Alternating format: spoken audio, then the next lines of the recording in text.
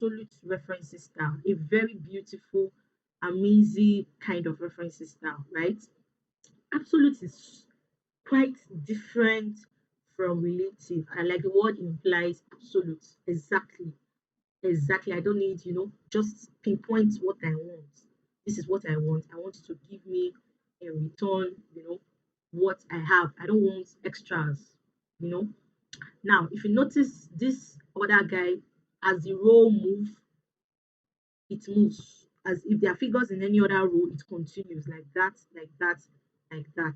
But relative, sorry, absolute referencing style, it doesn't act that way. Absolute referencing style is absolute, straight to the point. This is what I want. I don't want any other thing in return. Now, how do I mean? Somebody will ask. So I'm going to be using tax amounts as a case study.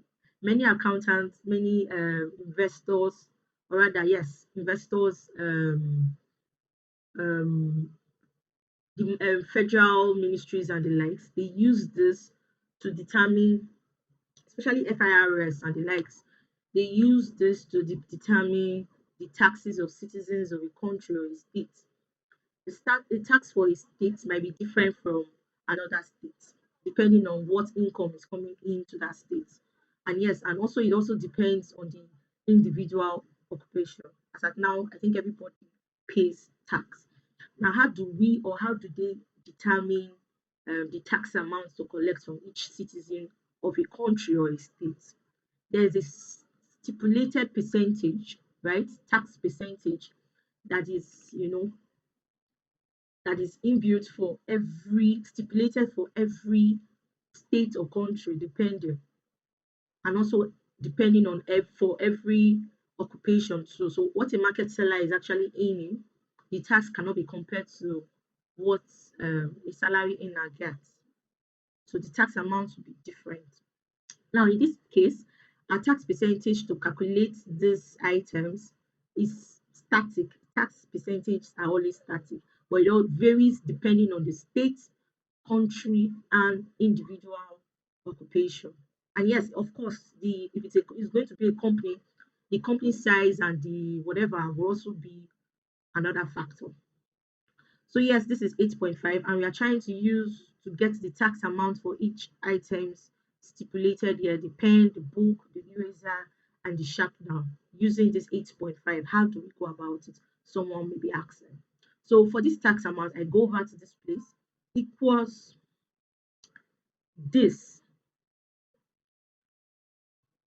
times shift 8, this. Someone would say, okay, hold up. They are almost the same thing. They are not the same thing. They are not almost the same thing, right?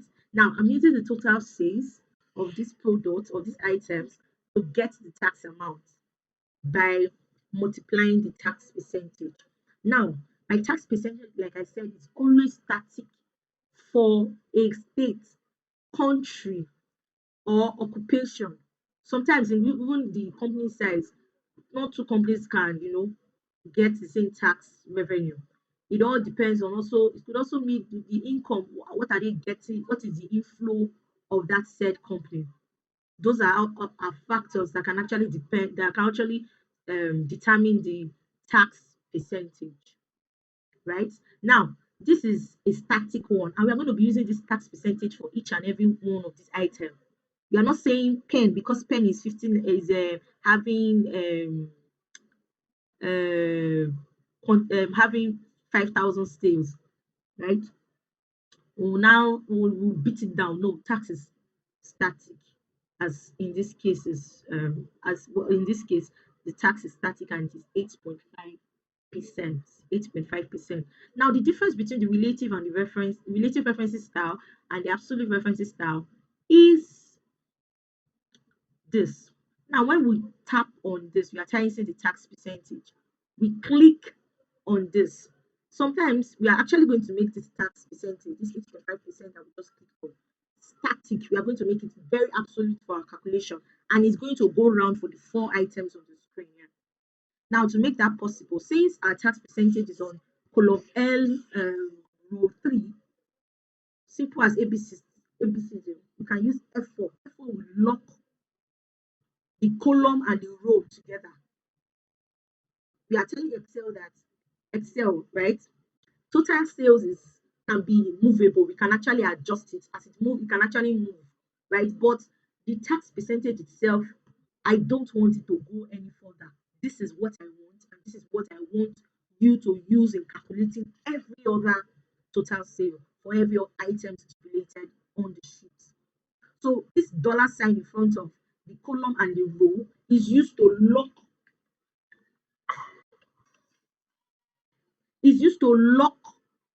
the tax percentage row and column. Now let's see. Enter.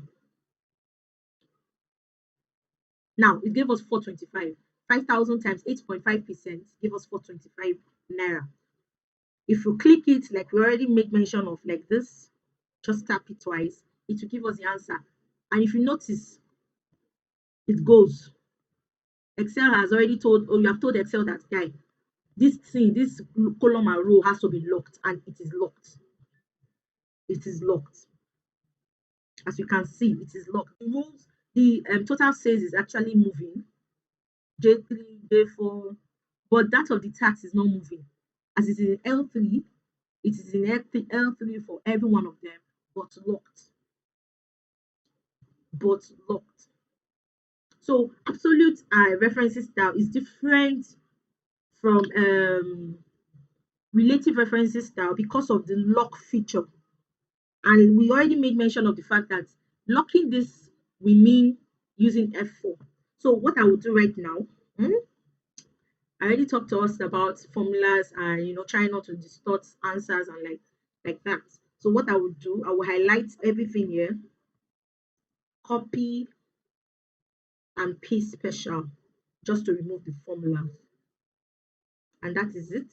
We've been able to remove the formulas. So I'll do this now, right? Let me create another row. If I don't lock this, let's see. If I don't lock this, let's see if it will give us the same thing. Equals total sales times tax, right? Enter. The first one obviously will give us the same answer. Let's see the others. You see what it did? Excel started moving. This is M4, obviously. M4. Excel started moving because you've already told it that, oh, okay, M4, after this one, just go to the next one like that. M4, this is M3, right?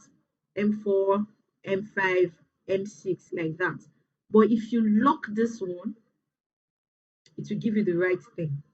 So absolute referencing styles are beautiful, especially if you're actually looking forward to work on tax rates, or there's something really special that you're really working on that you don't need distorted answers, right? So that is for um this is for absolute referencing style, tax amount for absolute reference.